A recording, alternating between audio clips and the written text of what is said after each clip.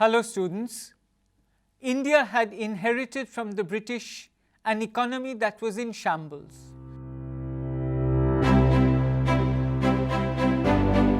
So from the very beginning she was plagued by the problem of poverty. The welfare regime and social policy in India today has to be viewed in the context of the overall orientation of and shifts in state policy and government since the time of India's independence. We find in the beginning an interventionist and developmental state, and that was seen essential for achieving the goals of dealing with poverty, social justice, self-reliance and growth. Different recipes and structures were debated and concretized through successive 5-year plans. The principles formulated included free and compulsory education for children, a public health care system and a higher education system, economic and social rights for women, as well as the scheduled castes, the scheduled tribes and the other backward classes and religious minorities, along with adequate means of livelihood for all citizens linked to industrialization and agrarian reform, equal pay for equal work for men and women, proper working conditions and protection against exploitation, and of course the reduction of concentration of wealth and economic inequality. But liberalization required a reconsideration of poverty in the Indian context. The problem of poverty with which India grappled since the onset of her independence acquired renewed emphasis with the dawning of liberalization, which many thought held the only recipe for economic growth and development. After the neoliberal reforms began at the end of 1980, there was a clear shift in favor of the private sector expansion in health, education and other social services, and a concomitant denial of state responsibility in these areas, even for the needy and poor groups, with the levying of user fees. The gradual withdrawal of the state and its ad hoc treatment of the social sector are reflected in the trends in social sector expenditure. The problem is that growth, while it is important, does it benefit all? Globalization can and certainly does often bring about growth. But this does not necessarily imply inclusive growth. The beneficial aspects of growth may not percolate to all strata of the society. By and large, economic growth in India has not occurred in the states where it would have the most impact on poverty, nationally speaking. These differences in the impact of growth on poverty relate in turn to differences in access to infrastructure and social services like health care and education that make it harder for poor people to take up opportunities afforded by aggregate economic growth. Such heterogeneity in the impact of growth on poverty holds important clues as to what else needs to be done by governments over and above or beyond promoting economic growth in order to ensure poverty alleviation. Clearly, there is need for state intervention. One feels that there is hardly any alternative to state intervention in the forms of various kinds of institutional support like insurance, subsidies, etc. In fact, it is commonplace to argue that the increasing openness of national economies has meant growing insecurity, and such insecurity has often propelled national governments to respond through greater welfare spending in the form of insurance. In 2001, the World Commission on the Social Dimensions of Globalization acknowledged the immense potential of globalization for good. The real problem was this potential was not being adequately realized. Poverty was declining substantially in some parts of the world, but it was also getting accentuated in several others. New inequalities were developing and employment growth was definitely inadequate. And India also, we come across several grey areas despite the positive developments. India is still among the countries with some of the lowest indicators of human development. Its levels of malnutrition, illiteracy and poverty are unacceptably high. The rise in income inequalities and regional disparities is also a matter of concern. Employment has grown, but the jobs created are not of a high quality. Although there has been an expansion in several social services like health, nutrition, and education, the quality of most of these services remains poor in most of the rural areas. And above all, an overwhelming majority of the population is deprived of basic social protection. Policymakers are thus faced with a paradox: the persistence of deprivations and increasing insecurities among a large section of the population amidst growing affluence and prosperity for some. The coexistence of light and shade are clearly discernible. So what are the major development issues in India? First, improvement of governance. Governance problems in India stem from the increasing inability on part of the state to deliver public services in the face of rising expectations, coupled with the lack of political will. By decentralizing provision of public services, the government can unbundle responsibilities across several tiers of the government to create checks and balances. The use of greater transparency and information can allow more accountability and increase citizen voice and participation in ensuring good governance. Infrastructure is also another area which needs improvement. Power, oil, gas, aviation, roads, all these and more form the backbone of Indian development.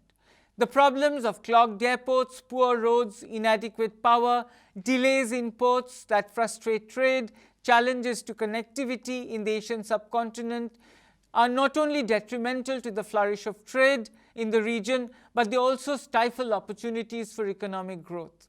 Currently, only 30% of India is urbanized. To help resolve financing issues, India needs to develop its capital markets. It has become increasingly evident that the government by itself will not be able to build the infrastructure. It has therefore to move to models of public-private partnerships to address the infrastructural inadequacies. Alongside, there is also lack of education, which has resulted in growth of unemployment, poverty, and substantial increase in the population explosion. Without the teeming millions of Indian citizens receiving a better basic education, it will be virtually impossible for India to achieve its dream potential. On the positive side, initiatives like Teach India, whose aim is to provide a platform to educated Indians to provide assistance in basic education to the underprivileged children, have been launched. Without improvement in literacy levels, large segments of the Indian population will not be able to access the opportunities unleashed by liberalization, and that in turn will retard economic growth and alleviation of poverty. For India to maintain its position as a global leader, more concerted efforts at local and national levels and by the private sector are needed to ensure women empowerment. While increasing representation of women in the public spheres is important and can potentially be attained through some form of affirmative action, an attitudinal shift is necessary, concomitant for women to be considered as equal with their homes and in the broader society. Educating Indian children from an early age about the importance of gender equality could be meaningful in that direction. The Government of India from time to time and in response to articulated needs has flagged various schemes to address concerns over affirmative action for women. Healthcare is another important area that deserves attention. Improvement in health and nutritional status of the population has been one of the major thrust areas for the social development programs of the country from the beginning of the 21st century. Over the last 5 decades, India has built up a vast infrastructure in government, voluntary and private sectors. There are, however, wide inter-regional and interstate disparities in health service coverage. More attention has been given to certain selective diseases. Most important, inadequate attention has been given to the public health issues and the possibilities of social and preventive medicine. There is also need to look into the major threats staring most countries in South Asia in the face, and these pertain to food security, water security and energy security. In the power sector alone, India plans to add some 70,000 megawatts in the next 5 years. The dominant source of power is coal, which accounts for some 60% of power generation. Coal is infamous for its significant environmental effects, including gaseous emissions, high ash content, problems with disposal of ash, and its large emissions of carbon dioxide. Industries are therefore being encouraged to convert from coal to oil-fired boilers. With the rising population and demand for fuels, along with the depletion of common sources, the need for protecting research and promoting research in alternatives cannot be overemphasized. There is also need to improve the quality of the environment. India's high population density, extreme climate and economic dependence on its natural resource base make environmental sustainability critical in maintaining its developmental path. India has a rich and a diverse array of plants and animals. Urbanization, industrialization, and ongoing climate change will take a heavy toll on India's environment unless better management can be put in place. But most of all, it is poverty that demands attention. India has a legacy of high incidence of poverty, and as such, it is considered an important aspect of the developmental process in India, both by policy makers and by the people at large. The Niti Aayog, the chief planning body for the Government of India, has a task force dedicated to this purpose. There is a higher incidence of poverty in rural areas as compared to the urban areas, and this is testified by the Planning Commission's estimate for 2011-2012. That is, 25.7% of the rural population was living below the poverty line, while for urban areas the proportion was 13.7% of the population below poverty line. Poverty alleviation programs are thus becoming important in India, especially in rural India. Population and poverty are like the chicken and the egg controversy. Which one caused the other is difficult to pin down. It's a closed loop and gives rise to other manifestations of poverty like malnutrition, unemployment, and homelessness. So eradication of poverty has been a persistent goal in India.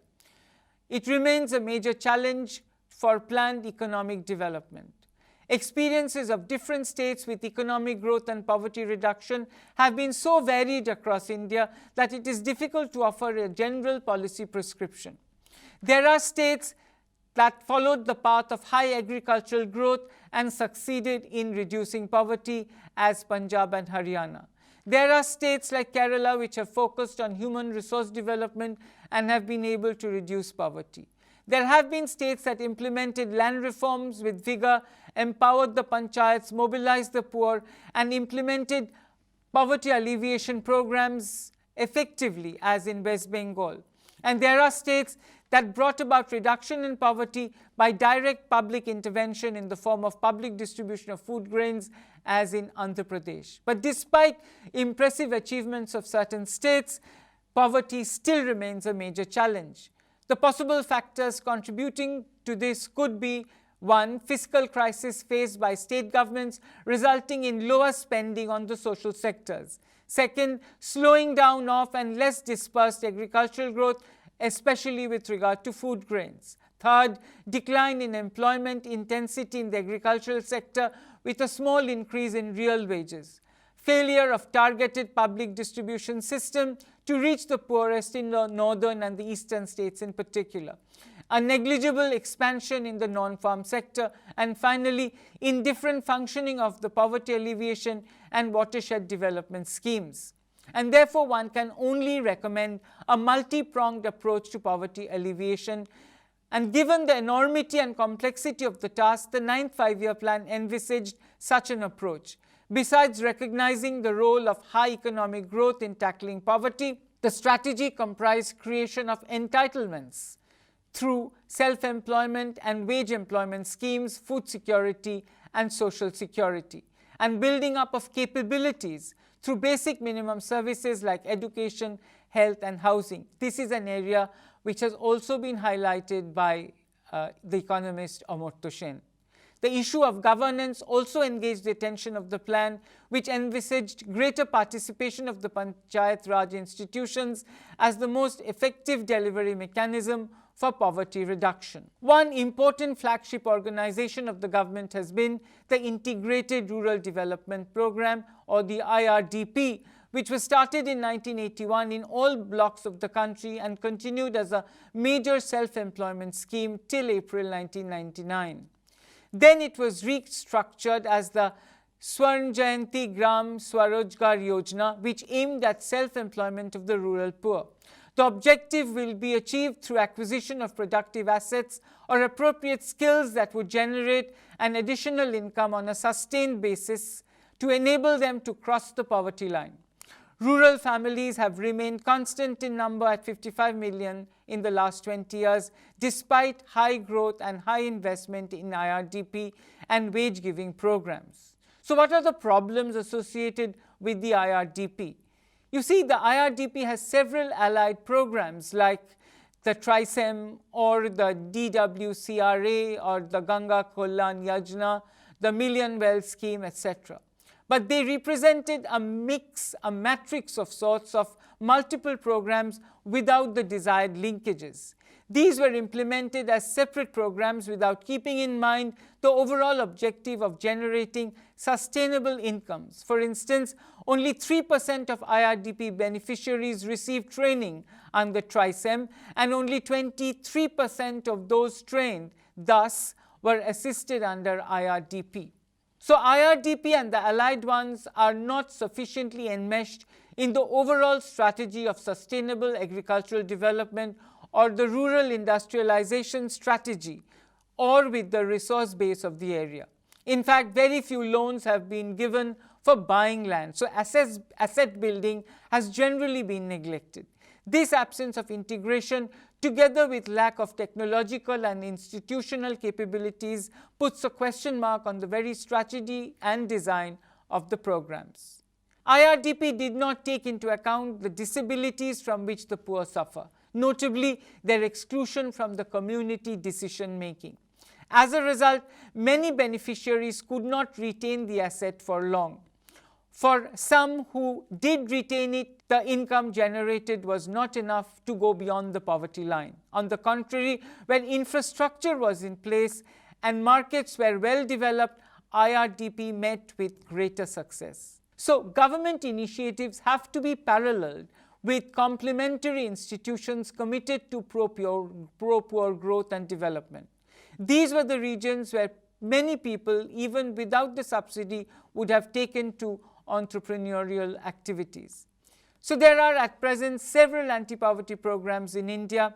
We can mention the Pradhan Mantri Jan Dhan Yojana, which is a financial inclusion scheme, the Pradhan Mantri Gramin Awas Yojana, which is a housing scheme for the rural poor, and the Atal Pension Yojana, aimed at increasing pension scheme beneficiaries in India, the Sansad Adarsh Gram Yojana, aimed at fostering infrastructure development in rural areas. I was just talking about complementary institutions to stimulate pro-poor growth. The Pradhan Mantri Fasal Bima Yojana, a crop insurance scheme, because one of the important defects of liberalization is that it does not leave people with adequate safety nets. There is also the Deen Dayal Upadhyay Gramin Kaushalya Yojana for skill development of rural youth. And these are important organizations and schemes which are trying to carry forward the task of poverty alleviation. An important scheme on part of the government is the MNREGA.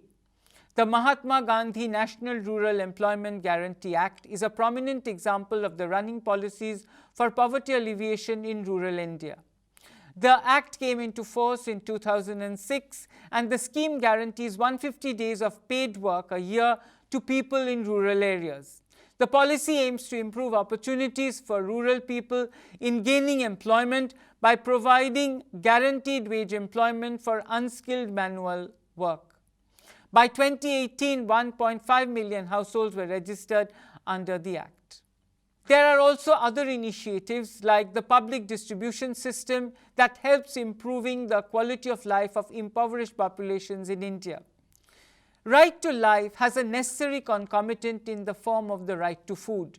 Therefore, the National Food Security Act 2013 ties up with the PDS for distribution of food in India for providing subsidized food grains. About 50% of the urban population and about 75% of the rural population is covered by the Act, and the beneficiaries are entitled to receive 5 kg of food grains in a month per person at subsidized rates of rupees 3 or 2 or 1 per kg of rice, wheat or coarse grains respectively. The Act has been implemented in all the states and union territories in India, and the government claims that out of a coverage target of 813 million people, the policy has reached 807 million people in total for both rural and urban areas. There are other contemporary initiatives also which deserve mention. In contemporary times, enumerative devices such as UIDAI, the Unique Identification Authority of India, is also assuming importance in terms of policy orientation in rural poverty alleviation programs across India. The 2015-16 budget insurance schemes were introduced that made use of bank accounts linked to the Aadhaar scheme. New poverty alleviation programs in India such as the Jan Dhan Yojana make use of Aadhaar identification. The UIDAI in poverty alleviation can be important given that many of the target beneficiaries do informal work. It can also help in establishing regimes of identification for poorer people at the margins such that their needs can be addressed by policy. Using one's Aadhaar card to collect compensation in the event of a natural disaster such as floods is one example. Indeed, there are innovative initiatives that we come across in contemporary times. The use of mobile banking is also gaining prominence in financial transactions, although many in rural areas in India still prefer to deal in cash.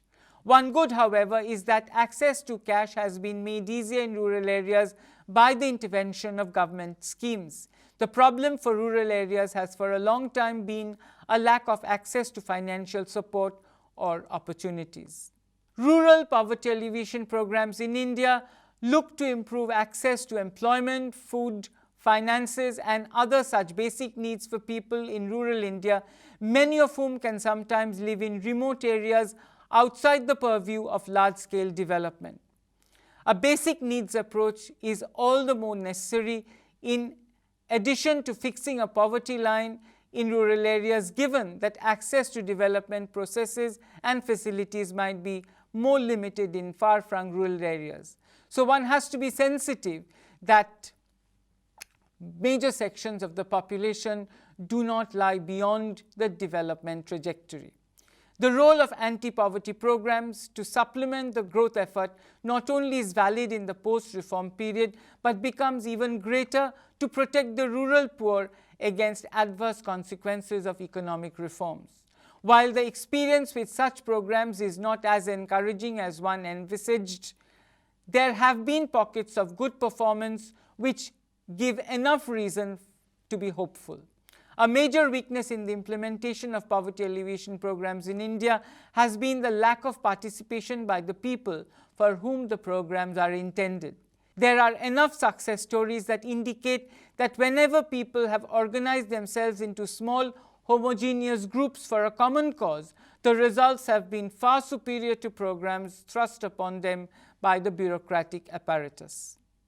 Therefore, ultimately we realize that to address the problem of poverty, there has to be good governance in place. Strong local governance, such as expected from Panchayat Raj institutions that are responsive to the needs of the beneficiaries, one which encourages mobilization of the rural poor and is open to social audit, holds far greater promise for better delivery system of poverty alleviation programs. Side by side, the rural financial system should also be reorganized and reoriented so that it treats the rural poor as credit-worthy clients and not as recipients of doles from the government.